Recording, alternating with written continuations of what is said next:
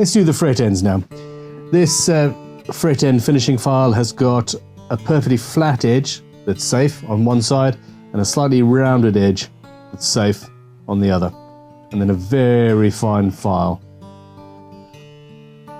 And at this point I'm going to be rounding and creating the hemispherical or semi-hemispherical ends. And yeah, so we've got the flat side there, and then you round it over.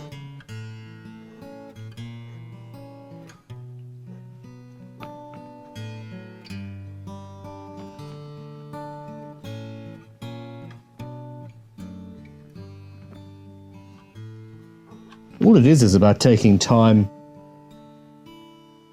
and making sure you're absolutely happy with what you've got. Okay.